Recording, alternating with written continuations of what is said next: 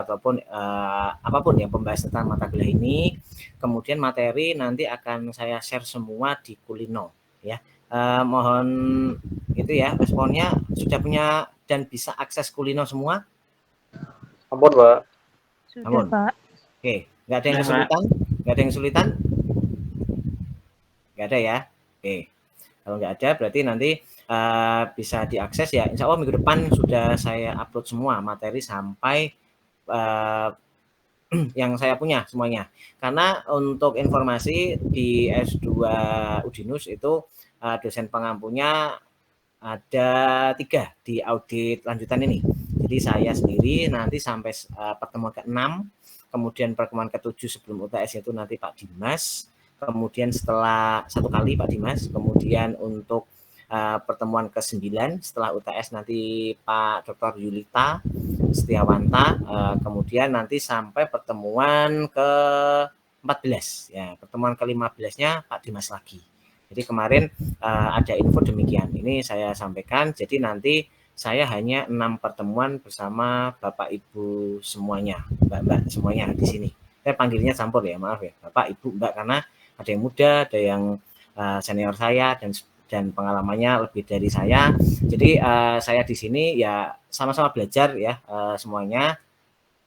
Saya juga di sini bisa mengambil ilmu dari Bapak Ibu sekalian juga ketika ada mungkin pengalaman atau sharing terkait dengan kasus-kasus atau penyelesaian kasus terkait audit yang belum saya ketahui, atau mungkin ada tambahan informasi terupdate gitu ya, mungkin saya kurang update, silakan nanti disampaikan. Jadi nggak usah ragu-ragu, sampaikan aja, angkat tangan, raise hand, nanti sampaikan kalau misal itu sesuatu yang perlu diinstruksi ataupun sesuatu yang harus diluruskan gitu ya. Jadi saya juga sama-sama belajar. Kemudian tadi gantian ya, boleh ya untuk gantian. Tak kenal maka tak sayang, infonya seperti itu. Petah dahulu. Jadi perkenalkan, nama saya seperti yang ditulis di sini ya, di Jimit ini ya, Imang David Pamungkas ya.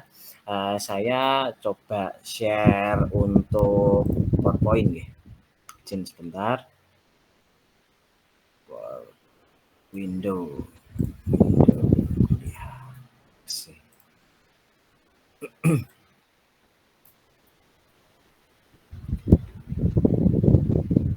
Oke. Apakah PowerPoint saya sudah terlihat? Pak. Sudah, Pak. Sudah, Pak. Oke, cukup jelas ya. Oke, ini sedikit PowerPoint dari saya untuk kontrak, dan nanti saya sampaikan RPS-nya juga ya untuk di mata kuliah ini dan materi-materinya. Oke, untuk tidak saya full ya. Oke. Ini kontrak perkuliahan audit lanjutan. Perkenalkan, nama saya Imang David Pamungkas. Nah, izin cerita dulu, saya juga sama seperti Bapak Ibu semuanya, kuliah S2. Saya di 2011 seperti itu. Jadi saya lulus S1 2010 ya. Mungkin ada Bapak Ibu yang sudah duluan daripada saya. Saya 2010, kemudian saya lulus, alhamdulillah lulus S2 1,5 tahun dulu masih bisa ya. Kalau sekarang infonya 4 semester. Jadi kalau semester 1 ya semester 8 semester, S2 sekarang 4 semester. Kalau dulu alhamdulillah saya 1,5 tahun bisa selesai di Undip ya. Kemudian ambil profesi di Undip juga. Saya deket-deket aja Bapak Ibu semuanya, di Semarang aja. Profesi 1 tahun PPA, pendidikan profesi akuntansi. Mungkin Bapak Ibu juga banyak yang sudah punya gelar AKT ya, akuntan gitu ya, pasti seperti itu. Dan ambil beberapa sertifikasi seperti itu, tapi ya tadi pengen yang seperti saya ceritakan kan, ambil CFE ya, belum kesampaian. Semoga doanya.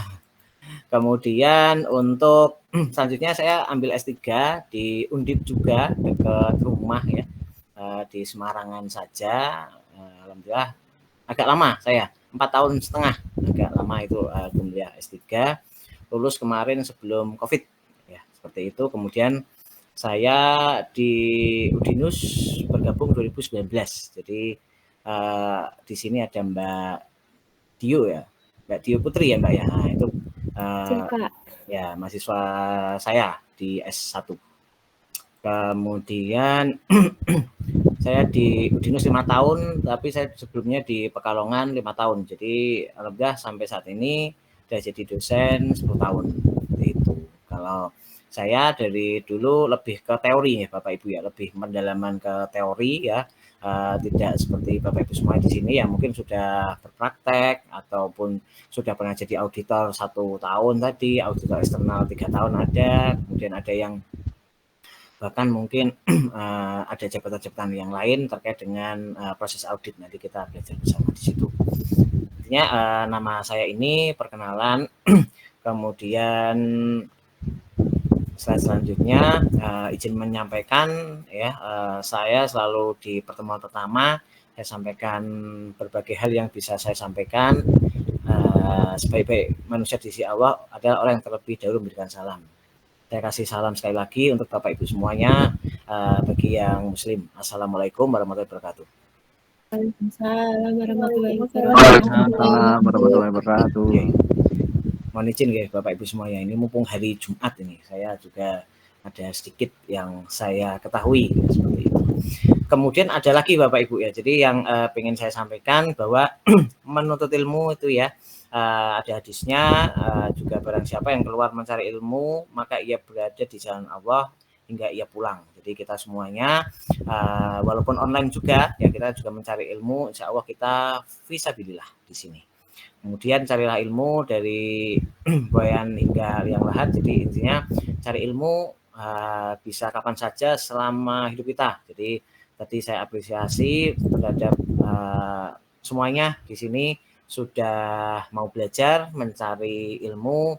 Saya sangat senang gitu ya, dan ini juga saya lakukan. Jadi alhamdulillah saya ya dari TK nih Bapak Ibu, alhamdulillah tidak pernah putus sekolah, jadi sampai langsung terus Bapak Ibu, jadi lanjut terus sampai kuliah S3 di 2019 lulus baru berhenti sekolah seperti itu. Kemudian sekarang lagi proses belajar saja sambil sharing ilmu menjadi dosen. Kemudian ini nomor handphone saya, mungkin nanti ada grup WA yang mungkin bisa di-add, minta tolong. Apakah sudah ditentukan komtingnya di sini? Ada siapa di sini? Belum ada ya? Oke, silahkan nanti saya juga perlu nanti ada komunikasi, bisa bikin grup WA. Nggak ada, benar di sini nggak ada yang itu di kelas sebelumnya ada yang jadi konten nggak? Belum ada Pak. Belum ada? Belum ada. Oke, kalau nggak ada mungkin perlu ya salah satu ya, supaya nanti untuk komunikasi lebih mudah, atau nanti ya untuk komunikasi nanti saya add ya sekalian, ada Pak Yulita sama Pak Dimas. Jadi di semester angkatan pertama dulu S2 juga sama, dosen yang mengampu saya add sekalian gitu, nanti ada komunikasi biar lebih enak. Kemudian alamat email saya asli Semarang, di sekarang UNES, kampus UNES Gunung Pati, seperti itu. Kemudian ini dulu saya SD, SMP, SMA, PPA semua di Semarang ya, Bapak Ibu semuanya. Kemudian deskripsi mata kuliah ini menyampaikan di awal, jadi lebih ke overview mata kuliah seperti ini terkait dengan pemahaman teori audit maupun praktek maupun metode penelitian empiris di bidang audit. Jadi nanti akan pertemuan selanjutnya akan kita bahas lebih mendalam Bapak Ibu semuanya. Nanti saya menggunakan artikel. Jadi di S2 di sini Bapak Ibu mulai latihan untuk nulis seperti itu. Jadi memang dari ya di semester awal sini lebih ke pemanasan terlebih dahulu. Jadi nantinya akan ada mata kuliah metode penelitian, pasti ada yang khusus untuk riset ya.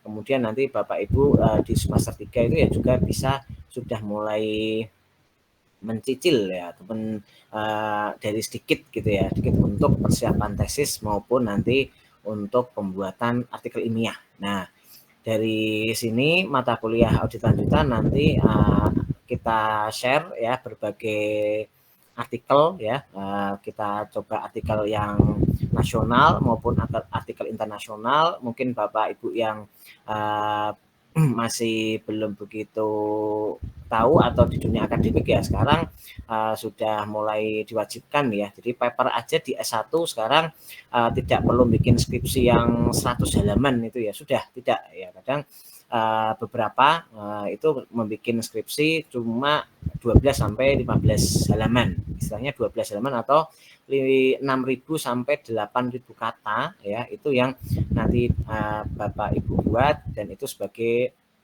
salah satu syarat kalau di S1 itu bisa syarat lulus. Jadi dapat LOA, Letter of Acceptance atau penerimaan artikel untuk dipublikasikan, itu bisa menjadi syarat pengganti skripsi yang dulu mungkin Bapak Ibu semuanya bikin skripsi sampai 100 halaman, sekarang enggak lagi, hanya sekitar 12 halaman sudah bisa gelar S1. Kalau S2 itu adalah syarat tambahan, kalau tesis masih seperti biasa, jadi tesis tetap gitu. Nah, mungkin dari sini saya lebih ke nanti ada paper-paper dan sebagainya, nanti akan kita share supaya Bapak Ibu lebih itu ya, pemanasan sama familiar terhadap artikel. Jadi nanti yang akan Bapak Ibu buat. Nah, apa yang akan kita sampaikan di sini terutama terkait dengan kasus-kasus yang akan kita bahas. Kasus-kasus terkini terkait dengan audit ya akan kita bahas bersama berdasarkan hasil riset seseorang ataupun para autor maupun peneliti di manapun gitu ya. Nanti kita sajikan yang Indonesia maupun dan yang luar negeri. Luar negeri perlu Bapak Ibu ketahui juga sekarang pasti sebagian mungkin sudah tahu ada yang artikel harus terindeks Scopus seperti itu. Kalau di nasional itu terindeks Sinta itu. Kemudian kita lanjut, nanti ada suplemennya, berarti artikel selain buku.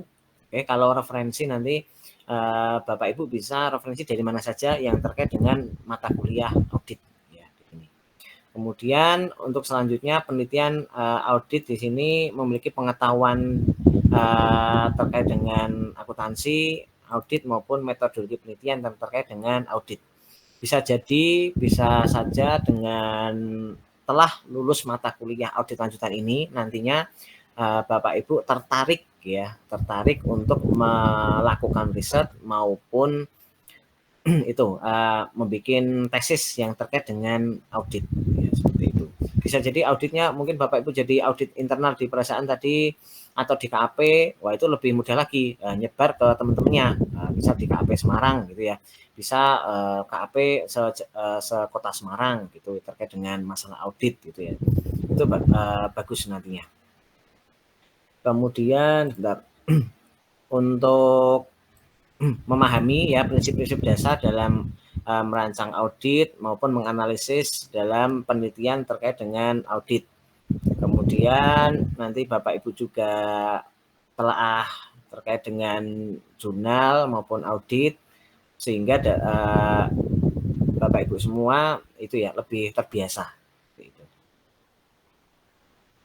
Oke, untuk materi terkait dengan audit yang akan kita bahas ya di sini tentang isu-isu terkini ya terkait dengan audit ya, nanti sebagian dan nanti kita lanjutkan selanjutnya.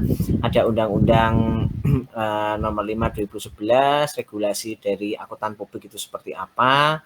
Kemudian kita lebih ke remind lagi ya Bapak Ibu ya. Jadi audit di sini sangat luas. Kalau di S1 dulu Bapak Ibu dapat itu audit 1 sama audit 2, mungkin masih yang ingat ya itu bukunya Tuana Kota tahun 2010 yang itu bisa Bapak Ibu gunakan ya, bukunya warna biru yang tebal itu. Kemudian terkait dengan audit berbasis ISA International Auditing Standard, nanti kita juga akan membahas tentang standar audit, kemudian bagaimana standar pemeriksaan di negara, kode etik audit, kode dan teori etika. Selanjutnya nanti kita juga akan coba membahas tentang Sabanes-Oxley ya di bidang auditing, kemudian bagaimana impact-nya terhadap pelaksanaan audit sama ini. Ya, Anda juga Bapak Ibu semua harus memahami, mengevaluasi dan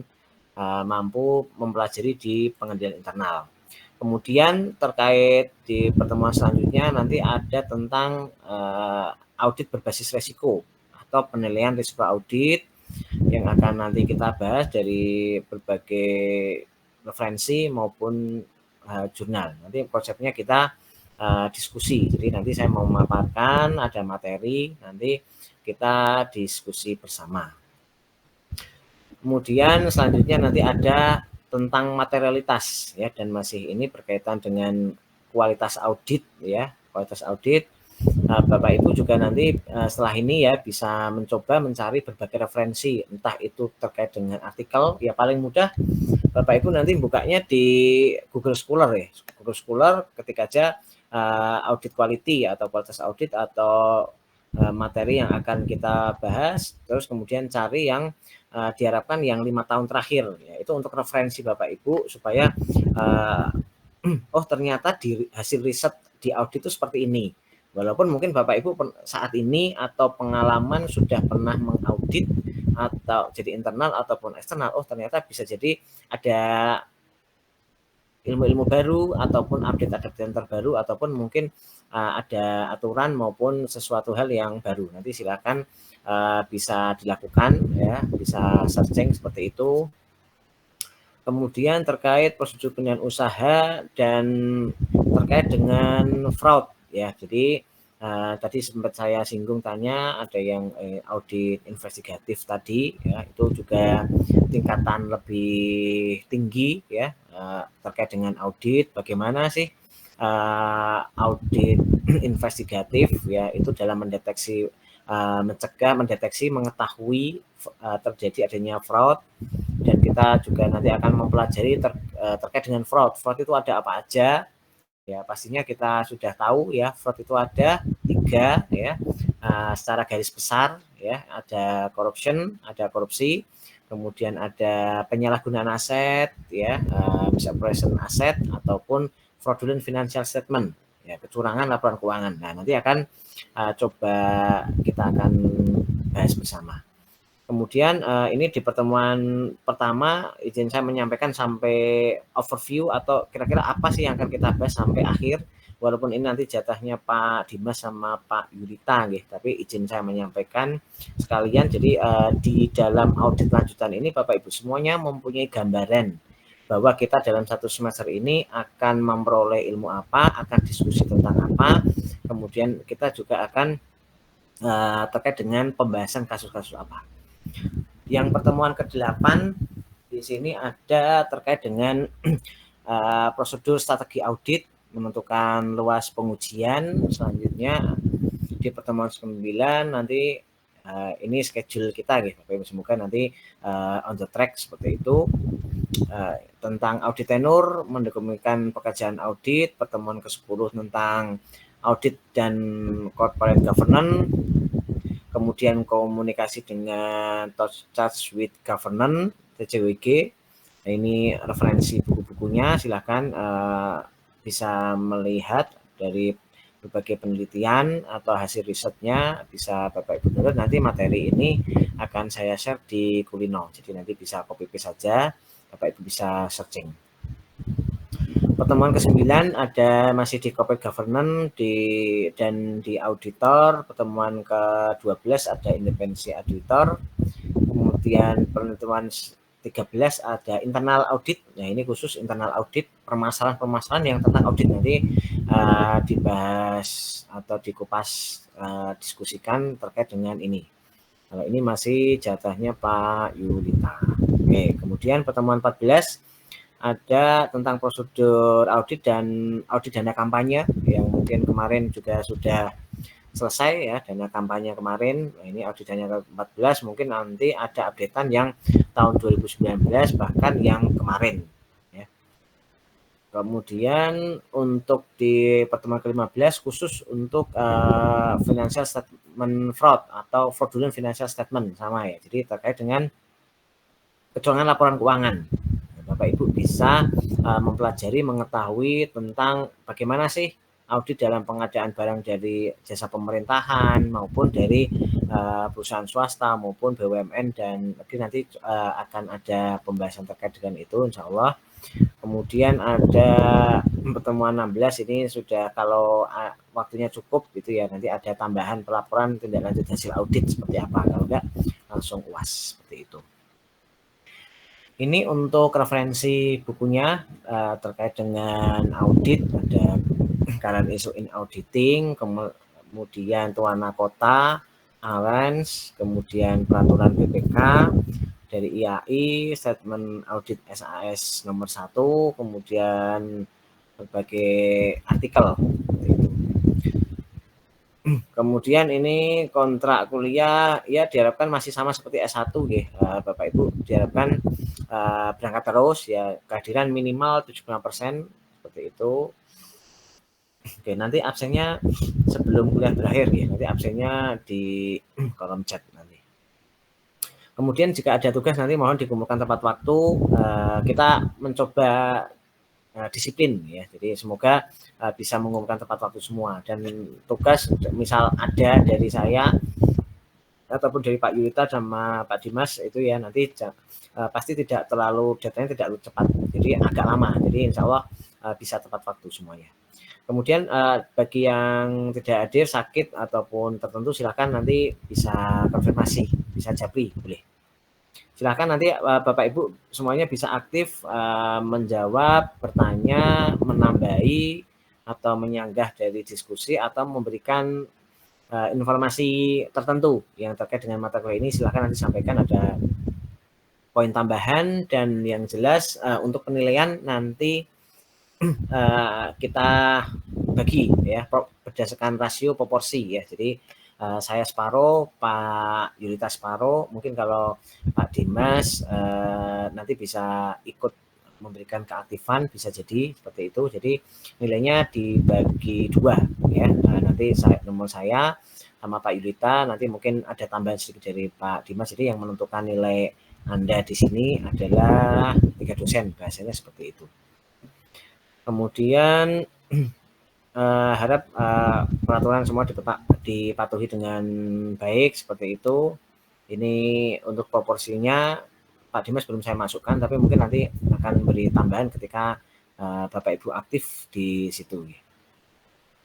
Ini ada proporsinya, tapi nanti kita juga fleksibel ya, enggak 100% seperti ini. Jadi ini agenda kita, ada tugas individu, ada mungkin Pak Yulita ada kelompok juga, atau saya nanti ada ujian tulis tertentu, ataupun ada ujian wawancara. Nah bisa jadi ya, kalau nanti tergantung kondisi Bapak Ibu ya, bisa jadi nanti saya infokan dan pasti insya Allah tidak mendadak infonya.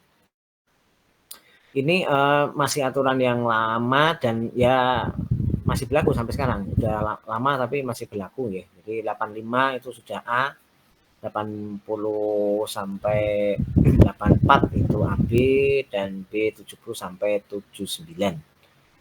Diharapkan nilainya bagus-bagus, semoga bisa komplit semua nggih Bapak Ibu nggih, semoga.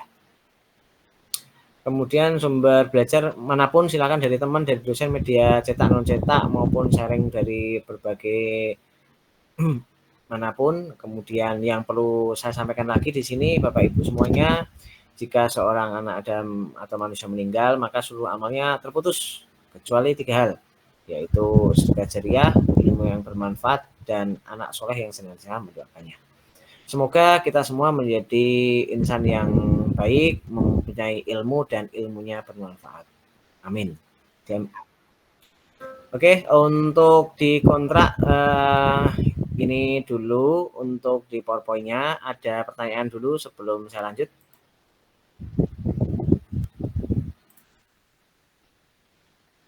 Silakan, atau ada komentar maupun ada masukan, silakan.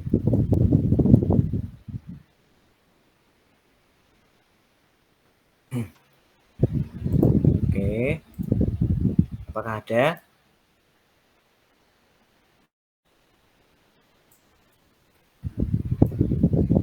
Oke, nggak ada ya. Oke, mungkin saya coba membahas sedikit ya terkait dengan Oke, kalau boleh tahu ini siapa ya yang tadi belum berbincang saya siapa ini?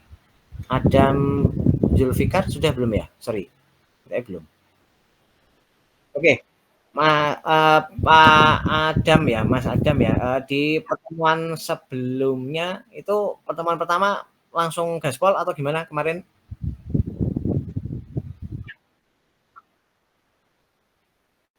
Enggak, di mata kuliah yang lain.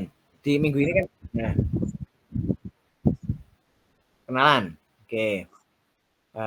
Belum langsung gas materi semuanya.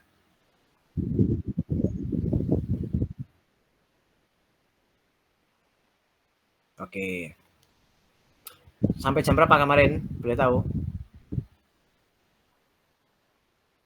Oke. Oke. Terima kasih. Terus coba ini ya terkait dengan audit yang pertemuan pertama ini saya mencoba terkait dengan isu terkini terkait dengan audit ya. Saya coba mau mengangkat terkait dengan audit ya. Mungkin atas nama Septiana hadir.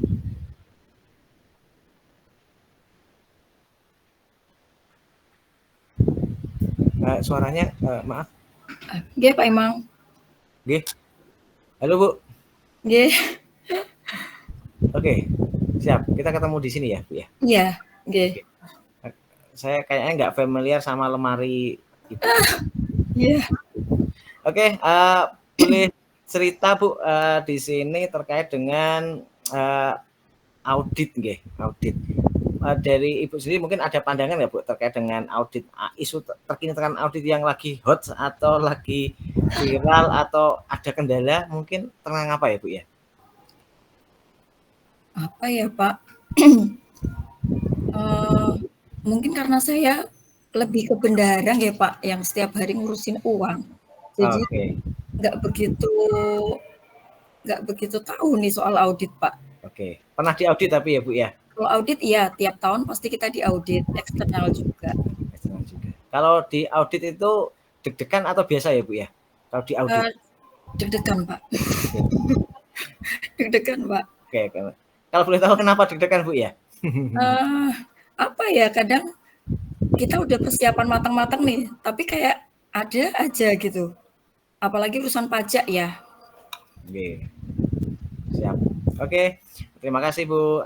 Ini jadi coba saya angkat itu ya terkait dengan isu terkini dengan audit. Jadi memang audit sekarang ya lebih maju ya, terdapat berbagai software ya atau sekarang digitalisasi. Ya. Cuma digitalisasi itu sangat cepat sekali dan hadir terkait dengan audit. Di audit saya juga ngajar di lab audit yang untuk semester ini. Nah, itu pakai Eduaksa. Mungkin ada Bapak Ibu yang tahu di sini menggunakan Eduaksa atau tidak? Nggak ada ya? Yang pengalaman di audit nggak ada juga. Oke, kemudian yang akan kita angkat di sini terkait dengan pemanfaatan teknologi. Jadi memang dari artificial intelligence ya itu juga robotik itu juga akan menjadi sesuatu hal yang akan hadir ya di dunia audit. Nah, mungkin saya modelnya seperti ini ya. Nanti suka nunjuk-nunjuk, suka itu ya milih-milih orang gitu ya untuk diajak diskusi. Saya modelnya seperti itu. Mohon maaf ya. Kemudian di sini saya tadi kayaknya Mbak Adevia Perdana belum dengar ya saya suaranya, benar nggak? Halo, Adevia Perdana? Belum connect dari awal tadi, seingat saya. David Hendra, hadir? Iya Pak, hadir Pak Emang. Oke, suaranya itu ya, menggema ya di suara saya.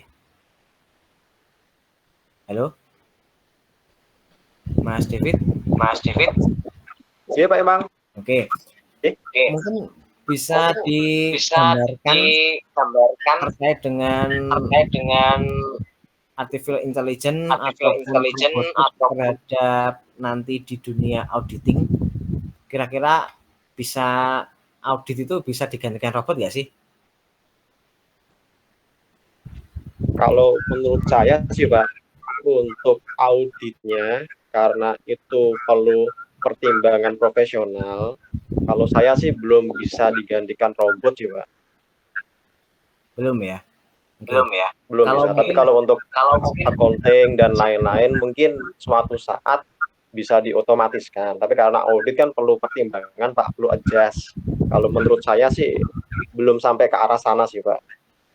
Oke, belum ya. Oke. Kemudian untuk sisi positifnya, apakah dengan adanya artificial intelligence, robotik atau machine learning gitu ya, apakah itu bisa justru membantu pihak auditor? Kalau boleh tahu tadi basicnya Mas David Indra tadi auditor?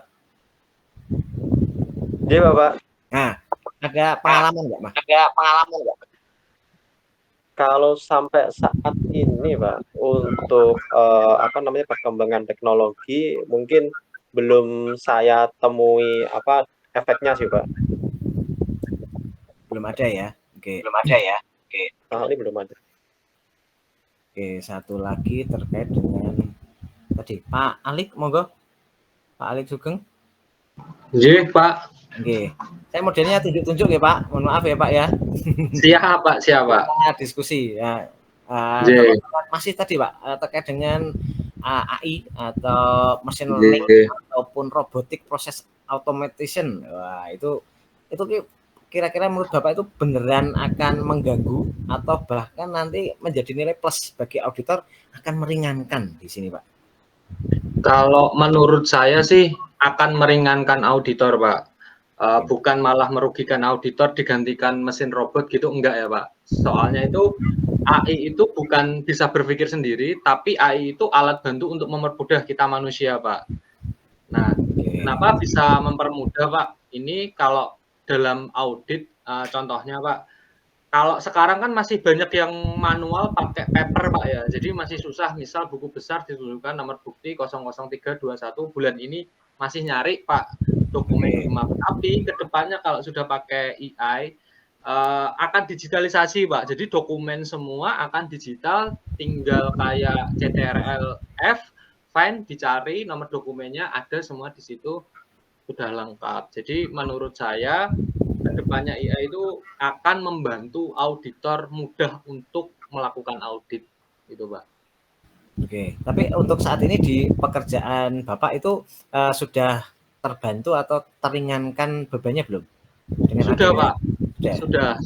Jadi di kantor saya sekarang di BUMN kan sekarang sudah mulai pindah menggunakan AI Pak ya, ada digitalisasi, termasuk dokumen-dokumen untuk transaksi itu sekarang sudah digitalisasi Pak, menuju ke sana walaupun belum 100%, tapi sudah 70% ke digitalisasi.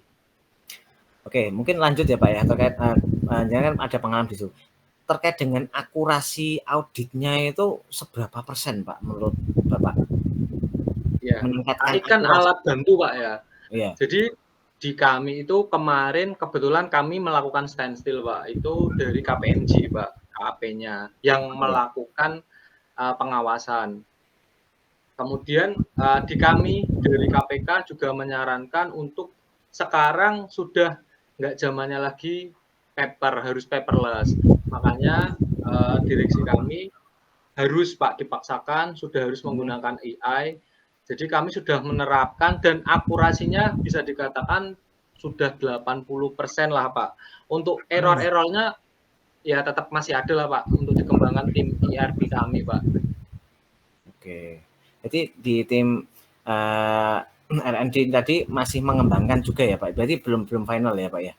Masih Pak, karena temuannya akan selalu ada Pak. Jadi karena sektor bisnisnya itu luas, jadi temuan-temuan itu mungkin dari kami finance ke tim IT, oh ini harus seperti ini biar nanti tidak terjadi seperti ini. Jadi masih proses Pak penyempurnaan, mungkin ada yang perlu di-lock, mungkin teman-teman di lapangan kadang sekarang kan canggih Pak, aturannya ini mereka masih bisa menabrak, tapi nanti ketika di-lock, nah itu kan akan semakin sempit, mereka akan untuk melakukan ini Pak, penyimpangan prosedur. Oke. Kalau pemanfaatan blockchain sudah belum Pak? Pemanfaatan apa Pak? Blockchain. Belum ya? Oke. Blockchain itu istilahnya apa ya Pak, umumnya Pak? Ya lebih ke digitalisasi tapi lebih otomatisasi lebih akurat gitu ya Pak. Kita kalau sistemnya pakai SAP Pak. SAP ya, oke. Iya. Oke, berarti sudah berjalan 1 tahun ini ya Pak, atau pasca COVID ini baru gemakan seperti itu ya? Pasca COVID Pak, betul. Karena kendala COVID itu terus harus ada sistem baru, pasca COVID diterapkan digitalisasi Pak. Oke, terima kasih. Kemudian saya acak lagi Taris juga. Ya Pak. Oke, mungkin kan Pak ini saya sambil kerja ya Pak. Oh, sambil kerja? Wah, kerjanya sampai larut malam juga ya? Oke, ya, mungkin isu yang terkini lagi terkait dengan adanya perubahan standar atau regulasi. Ya mungkin kan kita tahu sendiri ya di Indonesia di sini kan pihak OJK ya terutama itu ya itu kan terus selalu meningkatkan tata kelola maupun peningkatan kepatuhan resiko ya dalam sektor jasa keuangan gitu ya. Nah ini juga selain itu standar audit itu juga sama kan mengalami pembaruan terkait dengan audit atau berbagai informasi tentang audit, ada berbagai standar. Kira-kira menurut Anda kita itu langsung bisa mengikuti itu atau ada punya pengalaman kesulitan mengikuti standar audit yang ada selama ini? Ada pengalaman? Kalau saya Pak, saya di perbankan itu memang kalau dari aturan OJK sendiri itu kan pasti tetap ada pembaruan dan penginian terus Pak. Nah, kalau dari kita itu kita dipaksa untuk menyesuaikan aja sih Pak. Jadi kita harus mengikuti aturan-aturan yang ada yang terbaru itu. Jadi aturan-aturan dari internal kita pun juga harus terupdate dan mengikuti aturan OJK yang terkini Pak. Oke, tadi maaf dari yang Bang Jateng bukan ya? Sorry tadi. Iya. Oke, dari di Bang Jateng sendiri itu selalu ketika ada aturan terkait dengan entah itu dari OJK ataupun terkait dengan auditor atau mungkin Anda tahu teman Anda yang berikan audit itu langsung gercep Pak. Maksudnya langsung mengikuti atau langsung dari di bidang SDM-nya atau langsung ada upgrade skill atau mungkin apakah langsung? Kalau itu ya Pak, jadi dari kita di Bank Jateng itu kan ada divisi audit sendiri Pak. Dari divisi audit itu begitu ada aturan baru dari OJK, saya ambil contoh itu terkait mobile banking ya Pak, mobile banking atau digitalisasi itu kan kita juga perbankan kan sudah mulai masuk ke situ semua Pak, harus digitalisasi dan mobile banking. Nah, dari situ pun juga dari pihak internal kita di bagian audit itu kita harus menyesuaikan dengan aturan-aturan dari OJK, BI itu langsung gercep dia dari divisi audit itu langsung bergerak ke cabang-cabang atau ke istilahnya ke unit-unit kerjanya itu langsung menginformasikan terkait aturan terbaru dan mungkin malah diuji coba sistem juga Pak, gitu Pak. Oke, nah ini juga sebenarnya menjadi isu terkini terkait dengan audit ya, itu terkait dengan keamanan cyber Pak. Ya, betul Pak. Jangan kan bahas tadi ya tentang Bank Jateng itu ya, saya juga ngikutin tentang dari M-Banking sampai e-Banking, sekarang Bima gitu ya. Bima Mobile, ya. Bima Mobile, saya juga ngikutin. Nah, tahu nggak Pak, ada info terkait dengan audit keamanan cyber. Jadi memang di tengah sekarang meningkatnya dunia maya ya itu juga mengikuti resiko ancaman itu juga terhadap itu juga ikut ngikutin ya. Jadi Ya, terkait dengan itu apakah masih relevan ya? Maksudnya auditor itu harus mampu menilai resiko sampai ke keamanan jaringan itu menurut Anda gimana? ya kalau menurut saya sendiri sih Pak, itu emang dari divisi auditor pun itu juga harus berperan Pak. Jadi kalau di kita itu dari divisi auditnya sendiri itu juga ngasih pengetahuan-pengetahuan buat unit-unit kerja dan sering kasih sosialisasi terkait keamanan mobile banking dan sistem-sistem kita juga harus ganti password berkala, kita harus ganti PIN berkala. Itu dari divisi audit selalu mengingatkan itu aja sih, Pak. Oke, oke, terima kasih, cukup. Ya. Sekarang random yang lain siapa ya? Rinaldi.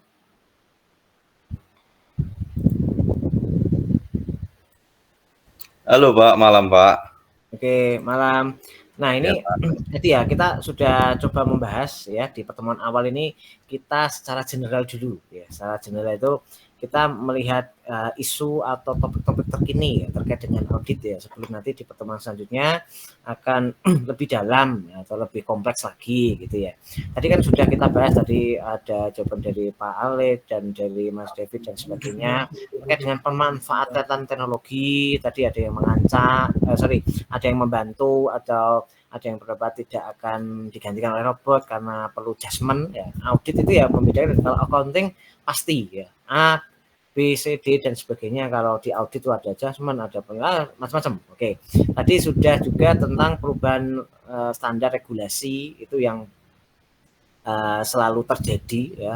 Kita sambil saya rangkum di sini ya, OJK terus ya meningkatkan fungsi tata kelolanya, resiko maupun kepatuhannya gitu ya, terkait dengan tadi Mas Tari juga terkait dengan keamanan cyber ya, itu juga audit masih sangat relevan. Yang selanjutnya di sini itu juga ada yang perlu kita angkat adalah terkait audit lingkungan sosial atau tata kelola.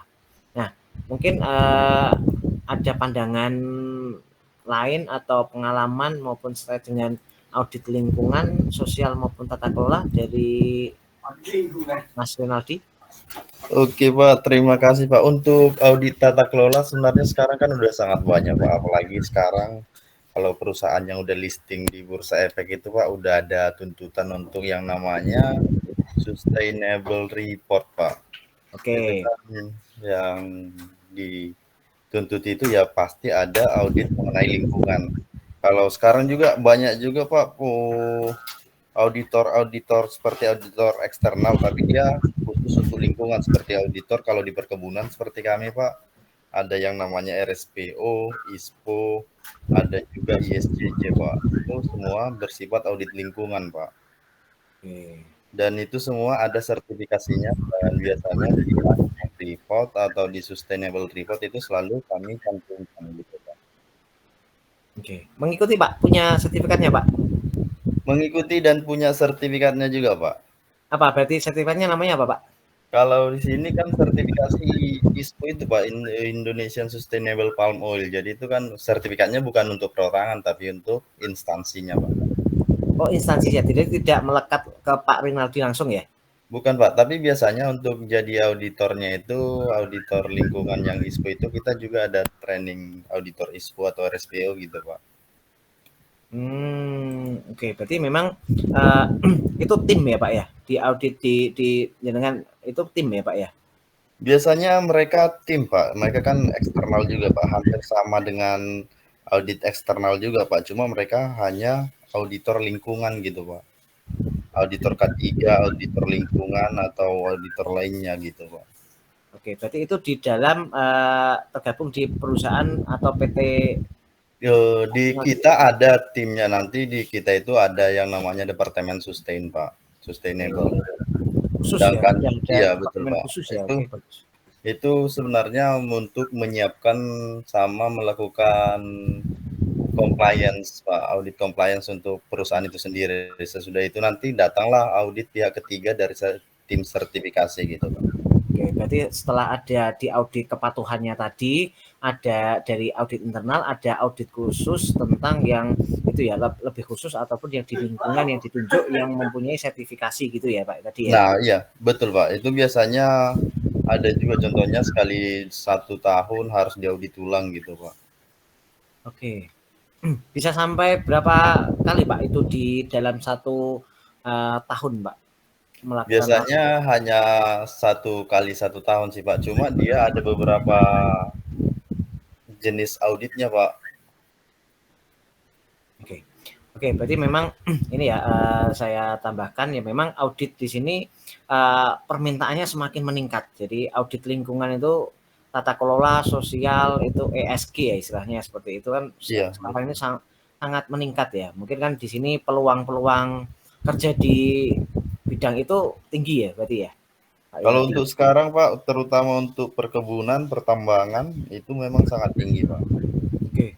Ya mungkin yang lain ya mungkin yang ada yang masih fresh graduate atau mungkin yang tertarik ya di audit lingkungan sekarang ini semakin meningkat ya karena dia memang fokus ya pada pertanggungjawaban lingkungan. Jadi sama tata kelola perusahaan ini sangat penting dalam arti untuk mengevaluasi keberlanjutan perusahaan seperti itu ya menjadi perhatian utama di sini. Oke, bagus. Jadi saya kira ada beberapa isu ini atau mungkin Bapak Ibu juga tahu isu terkini terkait ya di Indonesia sendiri Bapak Ibu juga tahu ya semakin marak terkait dengan kecurangan, ada fraud ya, corruption dan sebagainya. Itu juga permintaan terkait dengan audit investigatif itu juga sangat tinggi, akun auditor investigatif itu juga sangat tinggi. Itu juga kita mempunyai peluang ya ketika mau dikonsen di situ ya. Dengan tadi ya kalau nggak salah sekarang CFE itu sampai 16-17 juta ya untuk sertifikasinya. Dan nanti Bapak Ibu juga bisa menjadi saksi ya. Atau mungkin dari sini mungkin ada sharing yang pernah menjadi saksi di pengadilan bahwa Bapak Ibu membawa alat bukti ya, Anda temuan, Anda Bapak Ibu bersidang atau sebagai saksi ahli di bidang itu ya keahlian menemukan suatu kecurangan. Mungkin ada yang sharing di sini, ada yang cerita pernah ada di sini ada apa lagi ya yang belum Pak Imam Budianto hadir? Hadir Pak. Oke, mohon izin Pak, apakah punya pengalaman bersaksi di pengadilan sebagai auditor investigatif maupun selama ini mungkin pengalaman apa mungkin Pak yang bisa di-share ke teman-teman. Jadi ini memang saya modelnya seperti ini, jadi mengangkat materi, kita coba sesuatu hal yang kasus dan sebagainya. Nah kita belajar dari teman yang lain karena di sini kita ya online ya sharing-sharing pengalaman supaya ternyata ada audit lingkungan, ada investigatif, ada pengalaman di perusahaannya seperti ini. Monggo Bapak, silakan.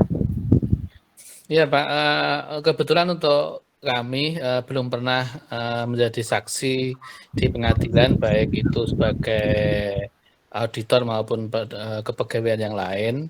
Jadi kami belum pernah palingan yang pernah kita alami itu kan kaitannya dengan gugatan dengan nasabah-nasabah yang macet kayak begitu. Gugatan sederhana tidak karena wan prestasi, bukan dikarenakan oleh adanya kasus dampak dari temuan auditor belum pernah Pak. Oke, belum ya Pak ya. Tapi itu menjadi sesuatu yang menarik ya Pak ya untuk dipelajari ya Pak ya. Ya, karena memang dimungkinkan bisa saja kedepannya itu terjadi, gitu. Oke, terima kasih untuk Pak Imam, untuk masukannya. Kemudian ini saya coba sharing.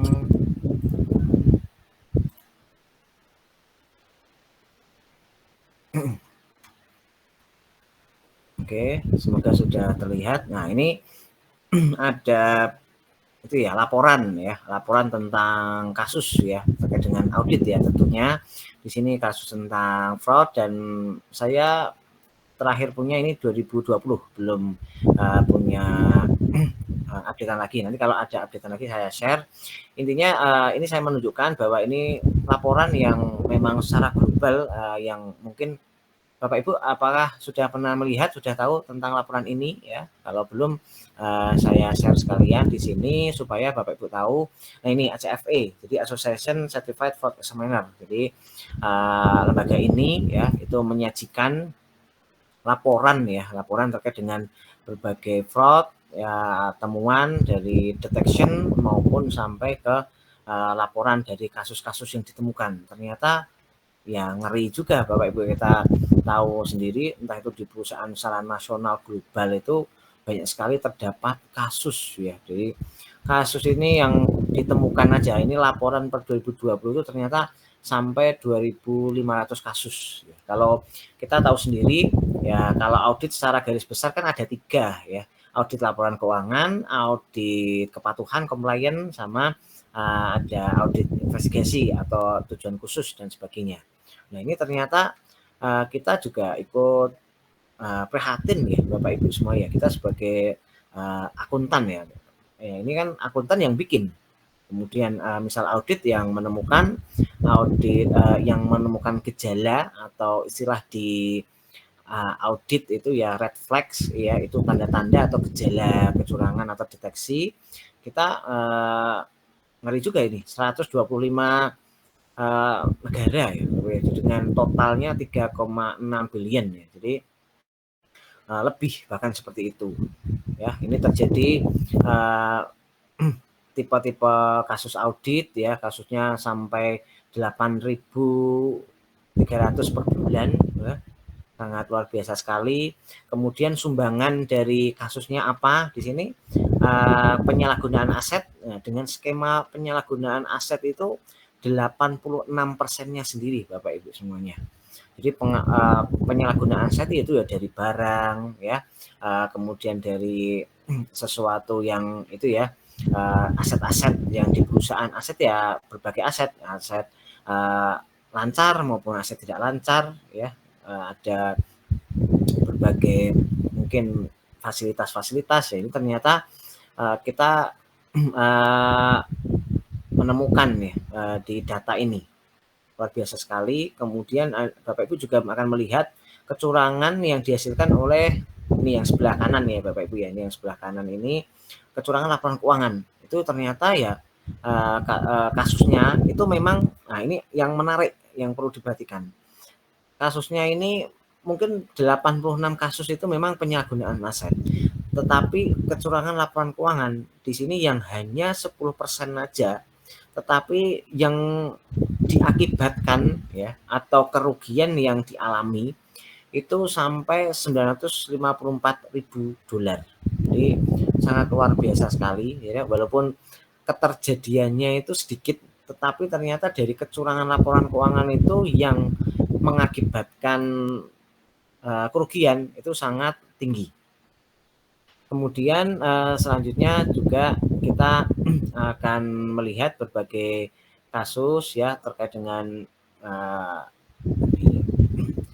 ada berbagai laporan ya, makanya di perusahaan sekarang ini sudah marak ya, apalagi di BUMN itu tahun dari 2008 kalau nggak salah itu sudah adanya whistleblowing system ya. Mungkin Bapak Ibu nanti setelah ini saya coba tanya itu ya, apakah sudah ada whistleblowing system dan caranya seperti apa. Nah itu salah satu akan membantu juga di dunia audit ya. Jadi ada pelaporan ya, istilahnya Bapak Ibu, atau mungkin saat ini nanti akan ada yang cerita pernah pengalaman jadi whistleblower ya di dalam satu perusahaannya ya, dengan menemukan bukti, melampirkan bukti, nanti menyampaikan kepada atasan atau bagian yang berwenang untuk menyampaikan temuan ataupun indikasi kecurangan. Nah, itu yang perlu di dunia audit seperti itu Bapak. Jadi lebih banyak kita kan kalau menemukan sesuatu kan ya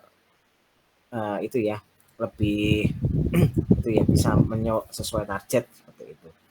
Kemudian terkait dengan fraud ya tadi ada banyak sekali, nanti Bapak Ibu nanti ini saya share, jadi ada berbagai itu ya input ya, di sini juga akan terlihat berbagai dengan kasus ya di berbagai benua ya ternyata ya, atau berbagai wilayah ya ternyata kasus di Asia Pasifik ya itu 10% sendiri ya, itu lumayan tinggi, tapi ternyata yang kasus ya ini paling tinggi ternyata di Amerika dan Kanada itu sampai 46%. Tapi kita juga di negara Asia Pasifik termasuk nyumbang banyak juga terhadap kasusnya. Ini perlu Bapak Ibu pelajari ya, lebih mengetahui bahwa berbagai kasus-kasus itu sangat itu ya mengganggu ya di dunia perusahaan maupun di dunia itu kan sangat merugikan ya. Seperti itu. Nanti juga ada ACFE Indonesia Bapak Ibu, nanti ke depan insya Allah akan saya share juga untuk terkait dengan ACFE teman di Indonesia. Ini kalau ini kan yang internasional, kalau di Indonesia juga ada sendiri dari ICW ya, ICW itu juga Corruption Watch itu juga nanti juga mengeluarkan berbagai terkait dengan kasus-kasus yang terkait dengan audit. Nah, ini juga ada sumbangan per region ya, negaranya tadi berapa dan sebagainya, nanti akan coba kita perdalam lagi selanjutnya. Mungkin tadi nyinggung tentang whistleblower, tadi ada berbagai itu ya waktu kenal, ada yang di BUMN dan sebagainya. Mungkin ini saya acak ke Pak Catur. Ya Pak. Oke, bisa di sharing mungkin di perusahaan atau mungkin Anda tahu tentang whistleblowing system?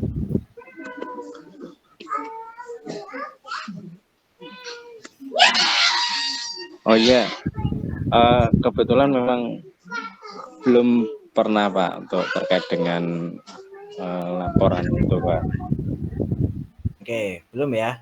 Oke, belum pernah Pak. Kemudian Muhammad Helmi.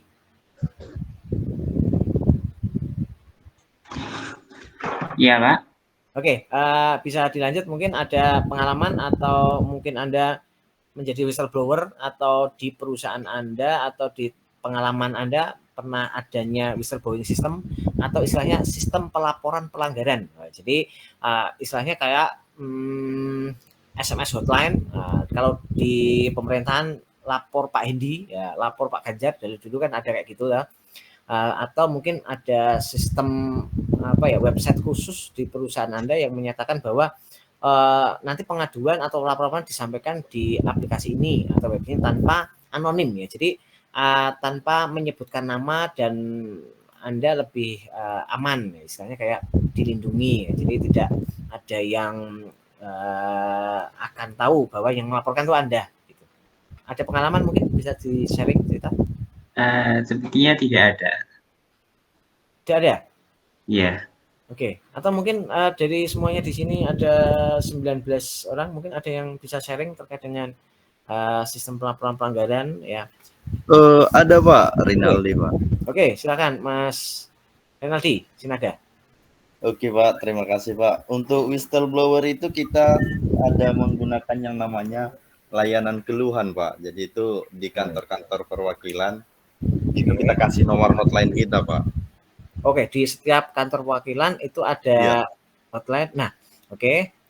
Terus yang jadi itu nanti kalau ada sesuatu bisa dilaporkan dengan menyertakan bukti-bukti gitu Pak. Oke, kemudian yang pegang itu siapa Pak? Yang pegang unit whistleblowing system itu? Yang pegang unit whistleblower system itu ada di internal audit itu sendiri Pak. Jadi ada salah satu dari antara kita yang megang whistleblowernya gitu Pak. Oke, itu berarti di internal audit ya kalau di perusahaan Anda ya berarti ya? Iya betul Pak. Berarti itu kekuasaannya komite audit juga ya? Betul Pak, masih di bawah naungan komite audit juga Pak. Mungkin boleh cerita ya, ketika ada laporan itu seberapa responsif untuk menanggapi atau menindaklanjuti? Kalau contohnya kita sudah menerima laporan seperti itu kan Pak, itu kita analisa dulu resikonya Pak. Kalau resikonya signifikan atau hanya pelaporan begitu, kadang tidak langsung kita tanggapi Pak. Tapi kalau memang resikonya signifikan dan perlu cepat tindak lanjut, itu memang harus segera dilakukan pemeriksaan gitu Pak. Oke, kemudian berarti sudah punya ada kategori, oh ini resiko yang mungkin high risk atau yang menengah atau yang apa, berarti sudah ada mengkategorikan sendiri ya itu ya Pak ya? Nah betul Pak, di kita kan udah risk based audit Pak, jadi selalu menggunakan resiko untuk pemeriksaan Pak. Oke, bagus. Mungkin ada cerita yang lain tentang whistleblowing system di tempat Bapak Ibu semuanya? Silakan bisa di-share di sini. Kalau di tempat saya ada namanya manajemen anti penyuapan, Pak. Manajemen di depan pintu masuk. Ya, jadi di depan pintu gate masuk itu ada lemari besar yang isinya barang-barang gratifikasi. Kalau dikasih vendor, dikasih apa gitu. Tapi kalau untuk siapa yang melaporkan, Pak, tapi kan itu saya belum pernah menemui, tapi sistemnya sudah ada dan sering disosialisasikan. Oke, terus pertanyaan yang sama dengan Pak Rinadi Pak, yang menindaklanjuti ketika ada laporan yang di lemari ya tadi ya Pak ya? Ya. Nah itu siapa Pak? Pihak apa atau bukan apa? Jadi ada tim khusus Pak yang ditunjuk, PIC khusus untuk ditunjuk menangani itu. Tapi itu kan kalau di tempat kami sangat sensitif Pak ya. Jadi memang ada disediakan tempat, disediakan kotak saran, tapi belum pernah sih saya melihat ada yang melaporkan. Coba. Cuman dikasih ini aja sih, dikasih contoh barang-barang yang termasuk gratifikasi. Terus nilainya kan ada Pak, di kami itu nggak boleh misal nyumbang lebih dari 1 juta. Jadi kalau nyumbang teman itu termasuk dalam gratifikasi juga Pak. Oke, maksimal 1 juta gitu ya? Maksimal 1 juta. Berarti kalau 900.000 gitu berulang kali nggak apa-apa ya Pak ya? 900.000 berulang kali kalau tidak ada maksud dan tujuan Pak, itu tidak apa-apa Pak. Tapi kalau ada maksud dan tujuan misal dari vendor itu termasuk gratifikasi Pak. Oke, berarti termasuk yang kayak oleh-oleh itu ya, kasih oleh-oleh ya nggak boleh lebih dari 1 juta gitu ya, istilahnya kayak gitu ya Pak? Betul Pak. Dan itu tidak ada, maksudnya tidak ada kepentingan dengan kami Pak ya. Maksudnya kalau vendor gitu ya nggak boleh. Makanya pasti diatasnamakan pribadi.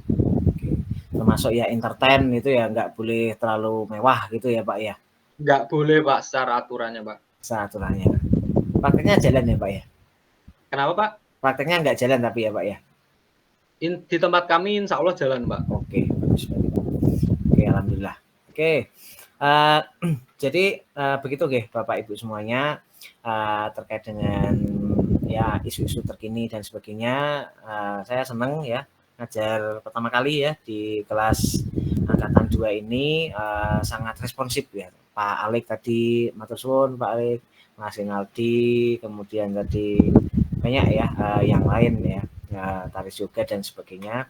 Jadi kita nanti ke depan ada topik nanti saya share di Kulino sama di grup, nanti akan kita diskusikan. Jadi mungkin nanti Bapak Ibu semua bisa ada persiapan ya, persiapan untuk tema apa sih yang akan kita bahas di sini. Saya lebih nanti sharing-sharing, oh ternyata di dunia accounting, di dunia auditing itu ternyata permasalahan sangat kompleks dan di setiap perusahaan atau tadi ada misal di BPR, ada yang di Perhutani, ada yang di BUMN, di KAP, kemudian di Udinus ya itu ada, kemudian ada yang di yang lain, nanti bisa ikut sharing ya, bisa jadi itu jadi pengalaman atau mungkin kesulitan-kesulitan apa yang Bapak Ibu mungkin terkait dengan audit ya mata kuliah kita bisa di-share di sini. Mungkin itu dari saya Bapak Ibu untuk pertemuan pertama. Saya kira saya cukupkan. Apakah disetujui diperbolehkan? Monggo. Boleh Pak. Oke Pak. Oke Pak. Oke. Terima kasih Pak. Sama-sama Pak Khairul Naim dan semuanya. Oke. Tadi sekali lagi saya mohon maaf tadi terlambat 20 menit ya. Oke. Insya Allah nanti ke depan aman insya Allah. Gitu ya. Oke, sekali lagi terima kasih, semangat belajar, semoga sukses. Nanti insya Allah kita ketemu lagi di Jumat depan. Mohon maaf kalau banyak salah. Saya akhiri sampai di sini. Wassalamualaikum warahmatullahi wabarakatuh. Waalaikumsalam.